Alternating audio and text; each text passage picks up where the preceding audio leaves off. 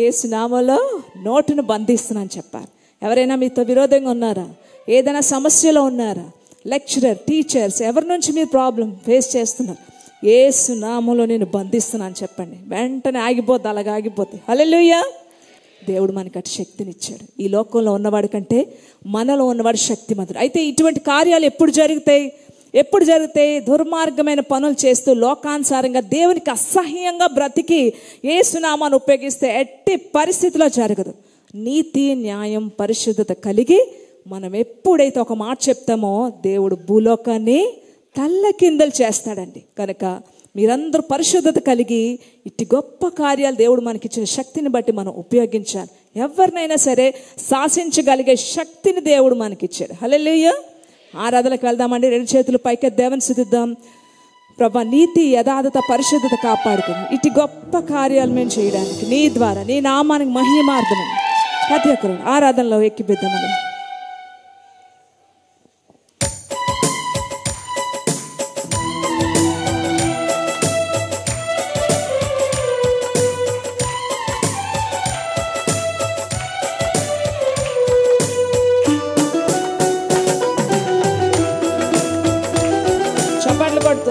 ప్రభా, నా నీతిని, భక్తిని నేను కాపాడుకోవడానికి అట్టి కృపను అనుగ్రహించు.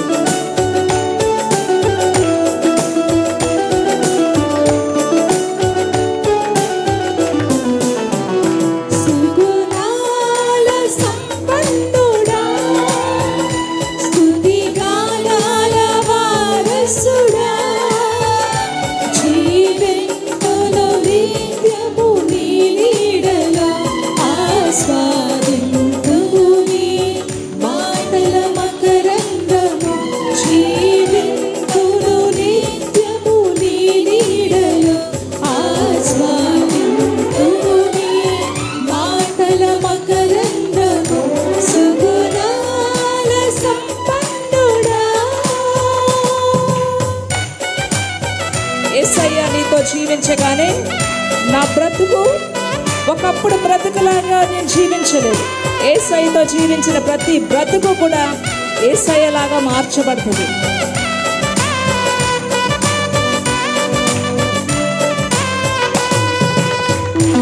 ఆరాధన ఆత్మపూర్ణులే ఆరాధన చేయాలి. చుట్టూ పరిస్థితులు మర్చిపోయి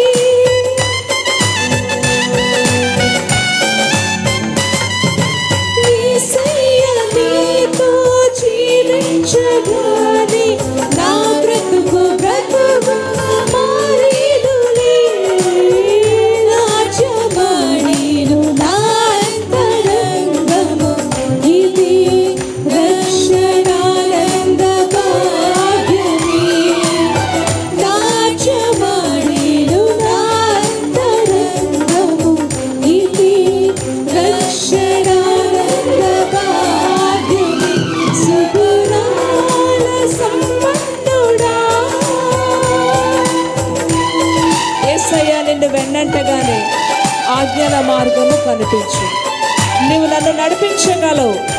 నేను ఎక్కడికి నడవాలన్నా నువ్వు నడిపించే నా నాదుడివయ్యా.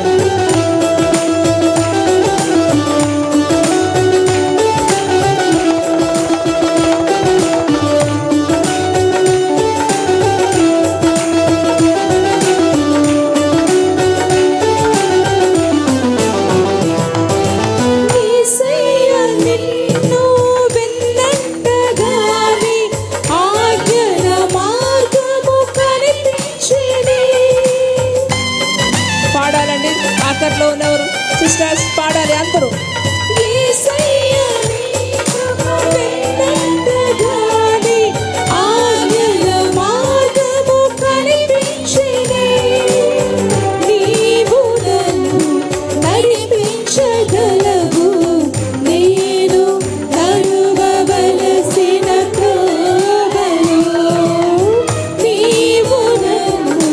నడిపి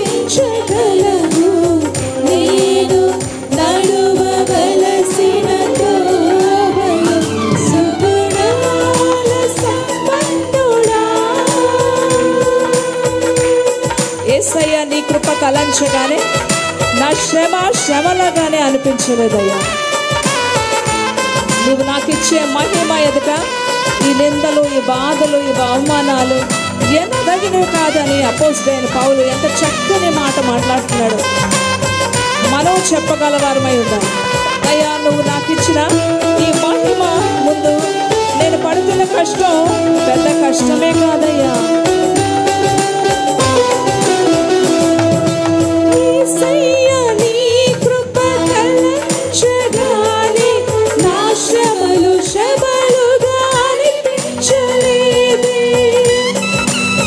బిగ్గరగా పాడాలి ప్రతి ఒక్కరు కూడా.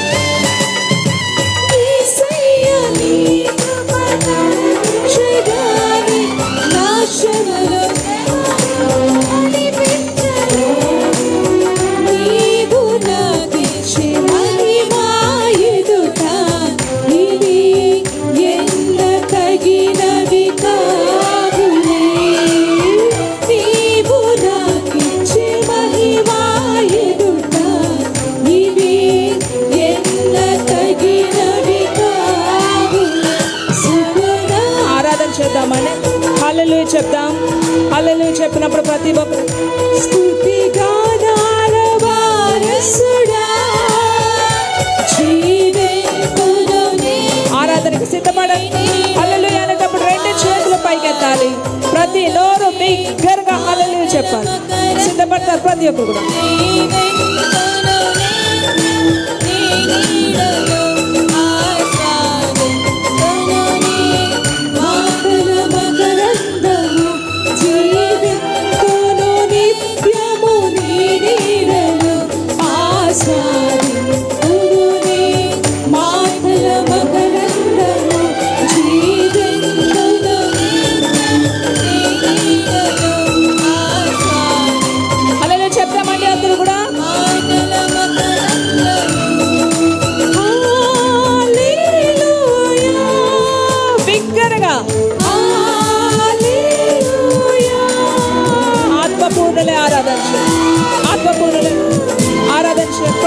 ప్రతి ఒక్క చేతులు పైకి బిగ్గరగా ప్రతి నోట్తో హల్లెలూయా చెప్పండి.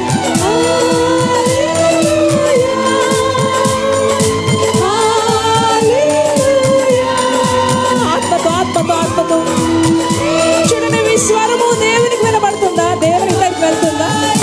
మీ స్వరం ఆయనకు వినబడుతుందా? మీ స్వరం ఆయనకి వినబడాలి. మనుషులకు కాదు, మాకు కాదు, ఆయనకి. ఆఖరు చేసిన ఉన్నారు, ఆఖరు చేసిన ఉన్నారు. సిగ్గుపడుతున్నారు ఎవరైనా? హల్లెలూయా హల్లెలూయా. ఒకటే మాట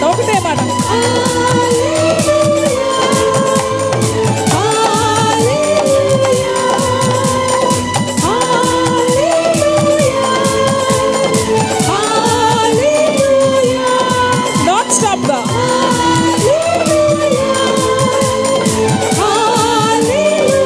ఆత్మపూర్ణలే ఆత్మతో ఆరాధించు. ఆత్మతో కనెక్ట్ అవ్వాలి. దేవునికి కనెక్ట్ అవ్వాలి.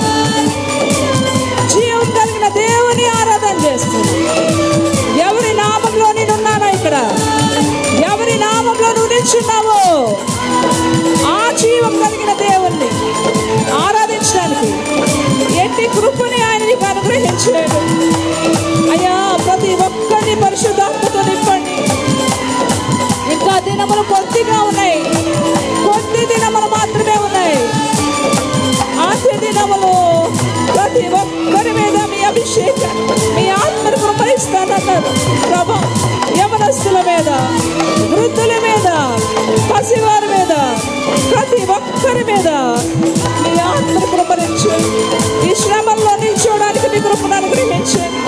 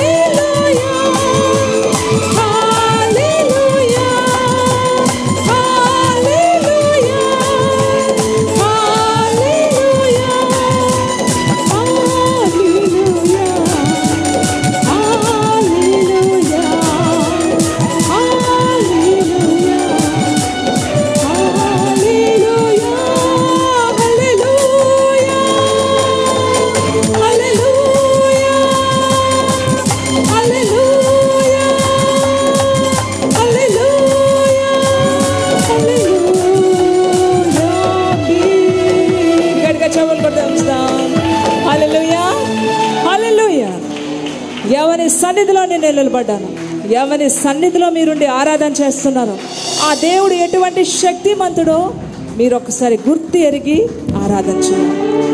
ఆరాధన చేయాలి.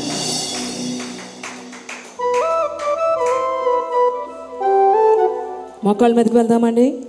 ప్రతి ఒక్కరూ మోకాళ్ళ మీదకి వెళ్దాం.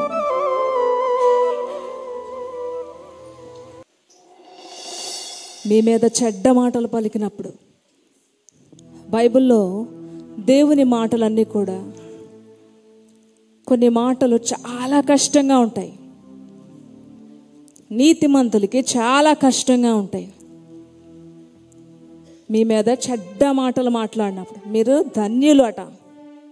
మన మీద చెడ్డగా మాట్లాడితే మనం ధన్యులం ఏంటి కదా? కష్టంగా ఉంది కదా ఈ మాటలు వినడం. మీరు ధన్యులు. మీరు సంతోషించి ఆనందించండి.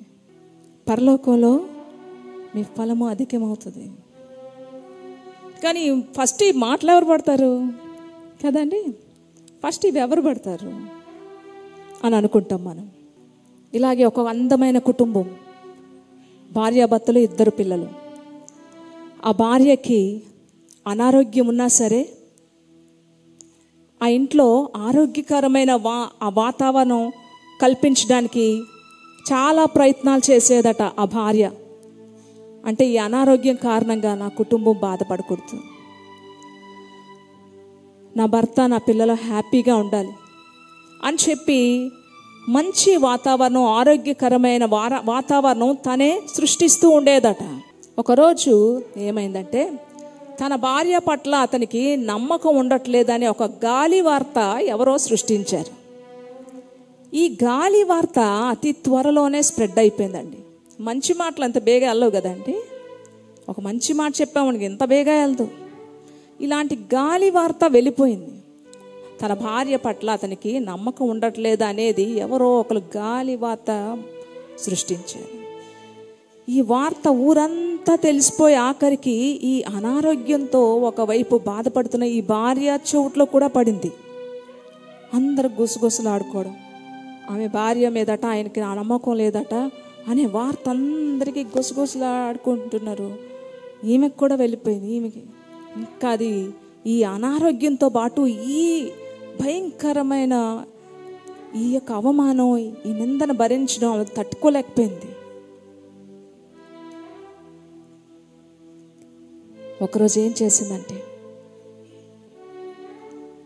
ఇప్పటికే ఈ అనారోగ్యంతో ఉన్నాను, మానసికంగా కృంగిపోయింది. ఒకరోజు ఏమైందంటే తన 2 పిల్లలు ఆత్మహత్య చేసుకున్నారు. తను చనిపోతూ తన బిడ్డలు కూడా చంపేసింది. ఇలాంటి నింద మనం భరించలేము. ఎప్పట్లాగే భర్త ఇంటికి వస్తున్నాడు డ్యూటీ నుంచి. వచ్చినప్పుడు ప్రతిరోజు ఎదుర్కోవాల్సిన భార్య పిల్లలు రాలేదు. ఈయన గుండెల్లో దిగులు, గుబులు, భయంతో వణుకొస్తుంది. ఏంటి ప్రతిరోజు నా భార్య పిల్లలు నన్ను ఎదుర్కోవడానికి వచ్చేవారు ఈరోజు రాలేదేంటి అనుకోనక ముందే కొద్ది నిమిషాలకే ఒక చేదు వార్త, మీ భార్య పిల్లలు ఆత్మహత్య చేసుకున్నారు. గుండెలు పగిలేలాగా ఏడ్చాడండి భర్త. ఆ తర్వాత ఆ యొక్క షికారు చేసిన ఆ పుకారు కాస్త అబద్ధమని తేలి అప్పటికే జరగాల్సిన నష్టమంతా జరిగిపోయింది. ఈరోజు ఈ సమాజంలో ప్రతి ఒక్క మనిషి పట్ల, మంచి మనుషుల పట్ల ఇలాంటి షికార్లే అండి, పుకార్లు. ఈ పుకార్లు ఇలాంటివే షికారు చేస్తున్నాయి. అవి భరించలేక కొంతమంది చనిపోయిన వారు ఉన్నారు. కొంతమంది దేవుని కొరకు అన్యాయాన్ని, అవమానాన్ని భరిస్తూ ఆయన కొరకు ఎదురు చూస్తూ మౌనంగా ఉండి ఏడ్చిన వాళ్ళు చాలామంది ఉన్నారు. బైబిల్ గ్రంథంలో ఈరోజు అనేక మంది నీతిమంతులు ఇలాగనే ఏడుస్తున్నారు. అబద్ధపు ప్రచారాలు. కనుక మనం ఎలాగున్నామా? మనలో ఎవరైనా ఎలాగున్నారా? తెలియకుండా చాలామంది మాట్లాడేస్తారు. నోరు ఊరికనే జాడించేస్తూ ఉంటారు. ఎంతవరకు ఇది కరెక్ట్ అని తెలుసుకోకుండా మనం ఎట్టి పరిస్థితిలో నోరెప్పకూడదు. కొన్ని విషయాల్లో ఈ సమాజంలో మనం చాలా జాగ్రత్తగా ఉండాలి. అందుకే ఏదైనా సరే జరిగిందంటే మేము చాలా ఆలోచిస్తాం, ఇది ఎంతవరకు కరెక్ట్ అని ఆలోచిస్తాం. ఎందుకంటే ఒక్క మాట జీవితాలనే నాశనం చేసేస్తుంది. ఈ నాలిక ఎంత చిన్న అవయవమైనా సరే మొత్తం తగలబెట్టేస్తుంది అంటండి. అందుకే దేవుడు చెప్తున్నాడు, మీ మీద చెడ్డ మాటలు మాట్లాడినప్పుడు నువ్వు ధైర్యంగా ఉండు, నువ్వు ధన్యుడు, నీకు ప్రతిఫలం ఉంది. శ్రమలందు మనం నిల్చోవాలి, ఓర్చుకోవాలి. మనం ఏ సైడ్ ఉన్నాం? మన భక్తిగా ఉన్నాం, నీతిగా ఉన్నాం, యథార్థంగా ఉన్నాం. మనల్ని బోల్డ్ మాటలు అంటారండి. అలాగే ఒక రౌడీజం చేసేవాళ్ళం, ఒక దొంగతనం చేసే వ్యక్తినో ఇలాంటి మాటలు అంటే ఊరుకుంటారా? వెంటనే అయిపోద్ది ఏదో ఒకటి. కానీ ఎవరిని అనగలరు? మంచి వ్యక్తుల మీద ఇలాంటి షికార్లు చేస్తూ ఉంటాయి. కానీ నేను ఎలా ఉన్నాను? మన భక్తి జీవితాన్ని మనం కాపాడుకోవాలి. మరొకసారి దేవుని స్తుతిద్దామండి. శ్రమలందు నీవు మెరుగే సమయమున ప్రభు నీకు తోడుండునని యోచించలేదా, గమనించలేదా, ఇమ్మానుయేలుండునని. శ్రమలందు నీవు మెరుగే సమయమున ప్రభు నీకు తోడుండునని యోచించలేదా, గమనించలేదా,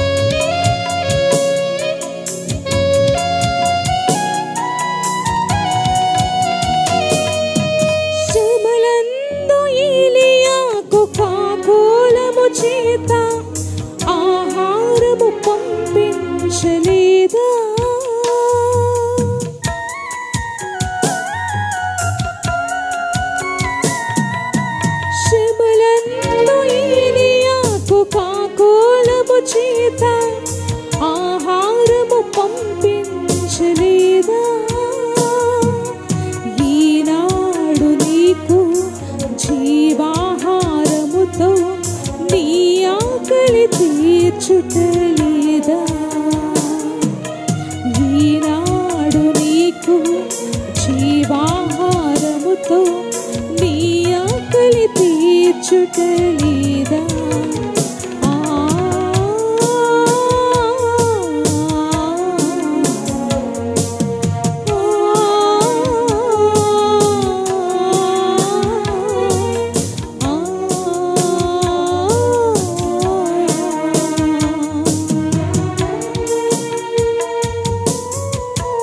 శ్రమలందు యోసేపు ప్రభును కరుణించి రాజ్యాధికారమే ఇచ్చాడు.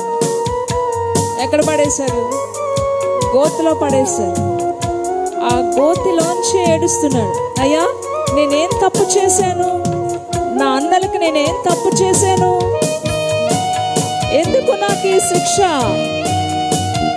నువ్వు ఏ తప్పు చేయలేదు, నీకు ఒక రాజ్యానికి అధికారిగా చేయాలి నేను, అందుకు ఈ కష్టాన్ని నువ్వు భరించు.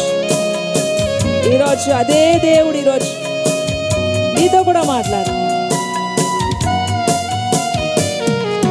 శ్రమలందు యోసేపును ప్రభువు కరుణించి రాజ్యాధికారమియ్యలేదా?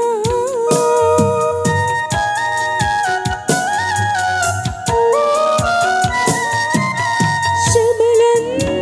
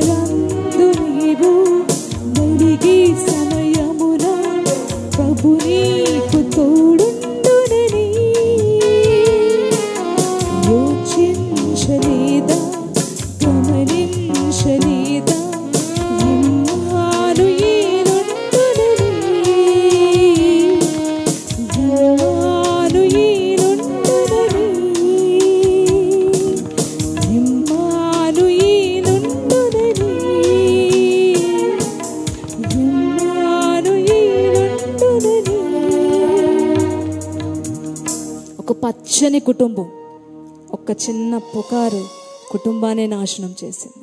ఈరోజు లేరా అండి ఇలాంటి వారు? ఇలాంటి వారు ఉన్నారు ఎంతోమంది, సమాజంలో విజృంభిస్తున్నారు ఇలాంటి వాళ్ళు. ఏ కుటుంబం మంచిగా ఉంటే అక్కడికి వెళ్ళి ఎలాంటి ఒక పుకారు పెట్టాలి, ఆ కుటుంబాన్ని ఎలాగ స్ప్లిట్ చేయాలి, ఎలాగ నాశనం చేయాలి అనేవాళ్ళు ఎంతోమంది ఉన్నారు. వాళ్ళు అంతాన్ని తప్పించుకోలేరు, కానీ ప్రస్తుతానికి వాళ్ళు సంతోషిస్తారు, నవ్వుకుంటారు, అబ్బా ఈ ఫ్యామిలీని మొత్తానికి నేను ఇలా చేయగలిగాను.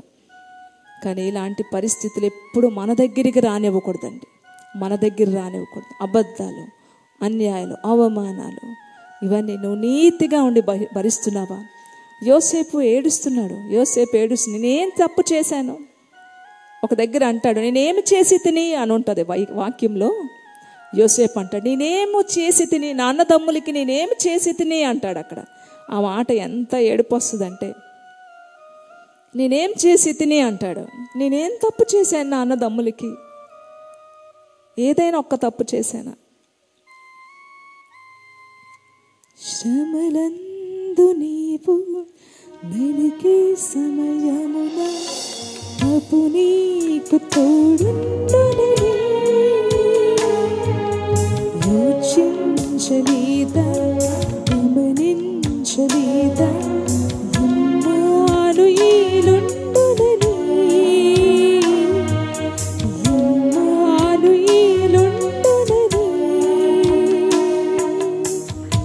ఏం చేస్తున్నాడు దేవుడు?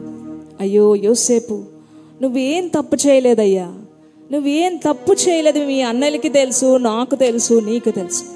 నిన్ను ఒక రాజ్యానికి అధికారిగా నేను చెయ్యాలి. నా ప్లాన్ అది, నా ఫ్యూచర్ ప్లాన్ అది. ఆ ఫ్యూచర్ ప్లాన్ నెరవేరాలి.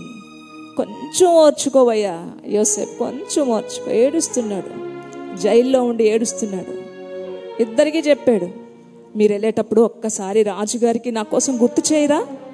2 కలలు బావని చెప్పినప్పుడు ఇద్దరికి, మీరు ఒక్కసారి వెళ్ళినప్పుడు పలానా జైల్లో పలానా సెల్లో ఒక ఖైదీ ఉన్నాడు, ఆయన తప్పు చేయలేదండి, ఒక్కసారి ఆయన కోసం విచారించండి అని ఒక్క మాట చెప్పు అంటే మర్చిపోయి 2 సంవత్సరాలు అయింది. కానీ దేవుడు మర్చిపోయాడా అండి? దేవుడు మర్చిపోయాడా? చెప్పాలి గట్టిగా. దేవుడు నిన్ను మర్చిపోయాడా? నీ ఇరుగు పొరుగు వారు మర్చిపోతారు. నేను నీకు సాయం చేశాను కదా, కొంచెం నాకు రికమెండ్ చేయవా, నా కోసం ఒక చిన్న రికమెండేషన్ చేయవా? మర్చిపోతారు. కానీ దేవుడు నిన్ను మర్చిపోతాడా? దేవుడు నన్ను మర్చిపోతాడా? ఎవ్వరు మర్చిపోయినా ఆయన నన్ను మర్చిపోవడం అన్న గట్టిగా చప్పట్లు కొట్టి ఆయన స్తుతిస్తారు. హల్లెలూయా, హల్లెలూయా, హల్లెలూయా.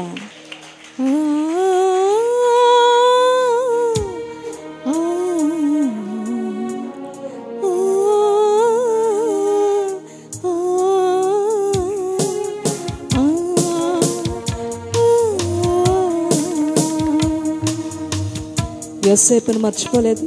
ఈరోజు నిన్ను కూడా దేవుడు మర్చిపోడు. నీ ఇరుగు పొరుగు వారు మర్చిపోవచ్చు, నీ భర్త నిన్ను మర్చిపోవచ్చు, నీ పిల్లలు మర్చిపోవచ్చు, ఎవ్వరు మర్చిపోతారేమో. చూడు, నా అరచేతుల మీద మొన్న 3 days ఫాస్టింగ్ ప్రేయర్స్లో ఎన్ని దేవునితో మంచి సహవాసం ఉన్నా మనం కూడా చాలా అనుమానిస్తున్నామండి. ప్రభా, అసలు నా పట్ల నేను ఎలా ఉన్నాను నీ దృష్టిలో? నీకు అంగీకారంగానే ఉన్నానా నేను? నీకు ఇష్టంగా ఉన్నానా నేను? లేకపోతే ఇంకా నాలో లోపాలు ఉన్నాయా? నీకు ఇష్టం లేనివి ఏమైనా ఇంకా నాలో ఉన్నాయా? ఒక్క మాట మాట్లాడు ప్రభా అంటే ఖచ్చితంగా వచ్చిందని. చూడు, నా అరచేతుల మీద నేను చెక్కుకున్నాను. ఎందుకంటే ఏం కావాలండి? దేవుడు ఖచ్చితంగా మీతో మాట్లాడితే ఒక్కరు ప్రార్థన చేయండి, దేవుని స్తుతిస్తూ.